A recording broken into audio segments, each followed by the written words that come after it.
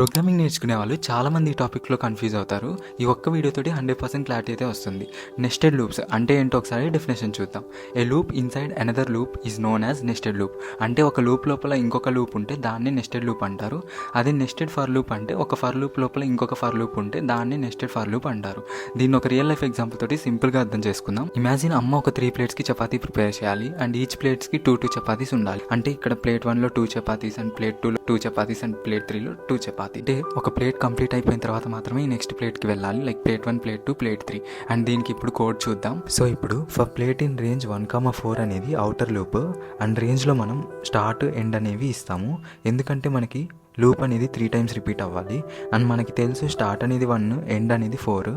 మనకి పైథాన్లో range use చేసినప్పుడు ending అనేది ఎండ్ -1 దాకా మాత్రమే రిపీట్ అవుతుంది. అంటే ఇక్కడ 4 - 1 3 టైమ్స్ అన్నట్టు. సో 3 ప్లేట్స్ కాబట్టి 3 టైమ్స్ అనేది లూప్ రిపీట్ అవ్వాలి. ఇంకా డీటెయిల్గా చూద్దాం.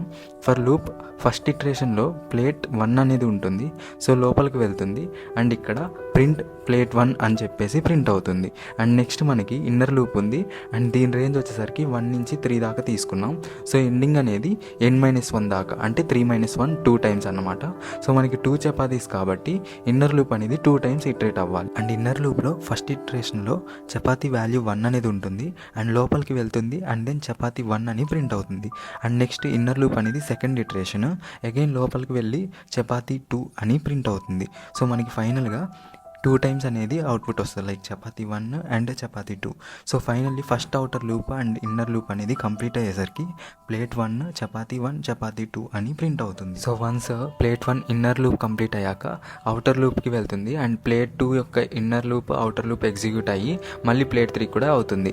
అండ్ ఫైనల్గా అవుటర్ లూప్ అనేది ఒక్కసారి రన్ అయితే ఇన్నర్ లూప్ అనేది ఫుల్గా రన్ అవుతుంది. సో సింపుల్గా outer loop equal to main work, inner loop అంటే repeated small work. And single loop అనేది రిపిటేషన్ కోసం యూస్ చేస్తాం. నెస్టెడ్ లూప్ అనేది కాంబినేషన్స్కి యూస్ చేస్తాం. ఒకవేళ డీటెయిల్ నోట్స్ కావాలంటే మన టెలిగ్రామ్ ఛానల్ జాయిన్ అవ్వండి. అండ్ వీడియో నచ్చితే లైక్ చేసి మీ ఫ్రెండ్స్కి కూడా రీల్ షేర్ చేయండి.